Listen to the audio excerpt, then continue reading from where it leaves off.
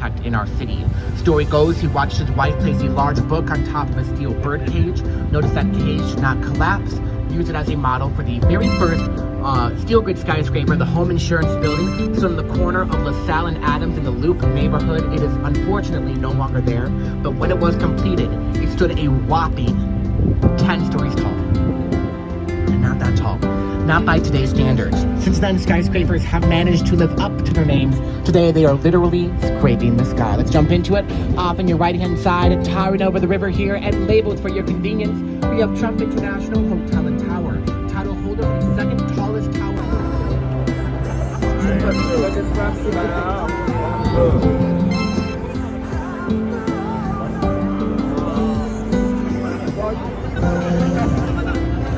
88 feet. That's about 415 meters. This 92-story building opened up in 2009, designed by Skidmore, Owens & Merrill's principal architect at the time, Adrian Smith, the same designer for the tallest tower in the world, the Burj Khalifa in Dubai, roughly twice the size of Trump International. This is a mixed-use building with retail space, parking garage, restaurant on the 16th floor, luxury hotel accommodations, and of course, a couple hundred luxury condominiums, with the largest of which being their 14,000 square foot penthouse, right now listed on the market for $30 million.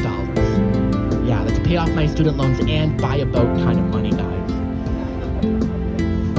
Alrighty, come into view off on the other side of this bridge is a plain-looking black building. This plain-looking black building is the former IBM building, today largely being occupied by the American Medical Association. We call it AMA Plaza. This building opened up in 1971, designed by Ludwig von Mies van der Rohe, a German architect who came to Chicago in the 30s, fleeing the rise of the Nazi Party. He brought with him this style of architecture, today called the International style of design.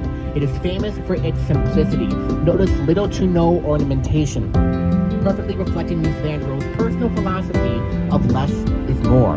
A philosophy he taught at the Illinois Institute of Technology, but not all of his students agreed with him. One that disagreed was Bertrand Goldberg. Bertrand Goldberg then built right next door. He said, no right angles in nature, there's going to be no right angles in my architecture. This is Marina City, or the corn cobs of the Midwest, if you will. They are famous for the two 60-story cylindrical towers, which together have 896 pizza-shaped apartments, referring to them starting out narrow and widening as you walk into them. Marina City opened up in the mid-60s at a time when most people did not live downtown. They are designed conceptually to be a city within a city, designed to accommodate potential lifestyles. They opened up with your apartment, parking garage, boat marina, restaurant, grocery store, bowling alley, 10-story office building, health club, radio station, bank, and even a theater, which is right near, now called the House of Blues, designed so you guys could almost spend your entire life in that one city block. Up next, take a look off on your right. You guys are going to see some people dining behind the Saran wrap. Feel free to wave to them. Wave, guys. Yes, there's something very special about being on a boat, waving to a bunch of people not on boats. We're having fun, and now they know it, but they know it too. They're having fun as well. The Portofino's Pizzeria, above it, RPM Seafood, and above that, the green glass facade for the American Bar Association building, home, of course, of the American Bar Association. It's a bunch of lawyers, not bartenders. Learned that last year from a Will and Grace episode. Don't laugh, it's true. Off on your right-hand side, Reed Murdoch Center, original red brick masonry, terracotta ornamentation, 1914. If this was the 1800s, this is what was lining the Chicago River. At the time, Chicago was very, very industrial. It was very, it was a working river. Imports, exports came through this river. You guys will count 6 bays of windows to the right-hand side of the clock tower, but only 5 off to the left. The building was first designed and built symmetrically, 6 and 6.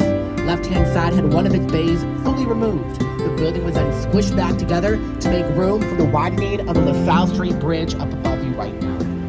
Up next on your right, 300 North LaSalle, Picard and Chilton, 2009. This glass tower stands 784 feet tall, and it is LEED certified platinum. Now, LEED stands for Leadership in Environmental and Energy Design. It is a point system we use to measure the green standard of buildings, with platinum here being the highest certification awarded. This skyscraper is entirely built from recycled materials. Next door, we have a former coffee storage facility, now home to Kimball Furniture, the Chicago School of Professional Psychology, and up on top, dirt. Spelled with 2 T's. That is a brown line or a purple line train. Interrupting my tour. DIRT stands for Do It Right This Time, an interior design company. They focus on problem solving and solutions. Essentially, their whole point is to change terrible designs. Up on your right, you guys are correct in your first assumptions. This building is big. This is the Merchandise Mart, 1931, Graham Anderson, Probst & Weiss, great example of Art Deco. 4 elements present here include the Indiana limestone facade, a very strong vertical orientation, setbacks near the top, and geometric shapes throughout. When this building opened up in 1931 at 4.1 million square feet, it was the largest concrete structure in the world. The Hoover Dam has less concrete than this building. This was first used as a way to consolidate 14 warehouses for Marshall Field's department stores. Had to be big.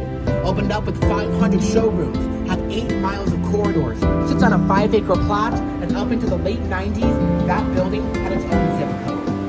It was bought by the Kennedy family in 1945 for $16 million in back taxes. The Kennedys resold that building in 1998 for $575 million. Yes. They bought it for $16 million. They sold it for $575 million. You guys are staring at me like you did this last Tuesday. They call that a good investment. Off on your right, during that process of selling and buying the Merchandise Mart, they held up to the plot of land off on your right. This is Wolf Point, now being developed by the Kennedy family and their associates. You guys have Wolf Point East right there, a 600-foot tall residential tower. Wolf Point West is behind the construction site. It is a 500-foot tall, also residential tower. The construction site itself is set to be an over 800-foot tall commercial building. They will call it Salesforce Tower, as Salesforce is set to be the primary tenants when it opens up, estimated sometime next year. Water in a can, who would have guessed, right? Wolf Point here, though, is not just known for the newest Kennedy family development, also known as a place where Chicago got her start. Back in the 1830s, our population was growing very quickly. The incoming population was moving right here to Wolf Point, where we had our first bridge across the river, ferries across the river, homes. For those of you out there familiar with Goose Island Brewing, that is the Goose Island of Goose Island Brewing. Historically, the island has been industrially zoned, recently though been rezoned for mixed use. North End now has Wrigley Innovations, South End here has Kendall Culinary College, opened up, the stock market crashed. Samuel Insull is now financially ruined. He lost his wealth, power, and status, the environment. We do have an environment in the Chicago River. 73 species of fish live in the Chicago River. You guys can come here, cast a line in, do your own fishing, but it is all exclusively catch and release. This means pull the fish out of the water, take a photo with the fish, put that fish photo on Tinder, put the fish back in the water.